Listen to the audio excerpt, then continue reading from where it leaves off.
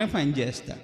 వండి పెడితే తినడానికి పని చేస్తాడు, తిరగడానికి పని చేస్తాడు, ఇష్టం వచ్చినట్టు జీవించడానికి పని చేస్తాడు తప్ప కానీ మన ఇంట్లోకి కానీ బయటికి కానీ సమాజానికి కానీ దేవునికి కానీ లేకపోతే ప్రపంచానికి కానీ ప్రభుత్వానికి కానీ దేనికి కూడా పనికిరానటువంటి సన్నాసి అని పనికిమాలినోడా అని తిడతాడు. దేవుని పనికిరానటువంటి వాళ్ళు వీళ్ళ గురించే నీతిమంతుడు ఒక్కడును లేడు, దేవుని వెతుకువాడు ఒక్కడును లేడు, అందరూ త్రోవ తప్పి ఏకముగా పనికిమాలిన వారైతే మేలు చేయవాడు ఒక్కడు లేడు అని ఇక్కడ వ్రాయబడ్డాడు.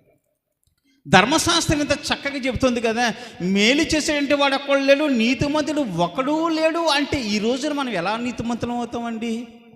దేవుని గ్రంథం సాక్ష్యం చెప్తుంది, మీరు నీతిమంతులు కాదురా, పాపులు, అబద్ధికులు, దుర్మార్గులు, దుష్టులు, నీచమైన బ్రతికేటువంటి వారు, ఎంత నీచమైన బ్రతుకుతూ దేవునిని వెతక్కుండగా త్రోవ తప్పి ఏకముగా పనికిమాలిన వారు అయిపోయారా, మీరు నీతిమంతులేమిటి అని దైవ గ్రంథం చెప్తుంటే నీతిమంతులు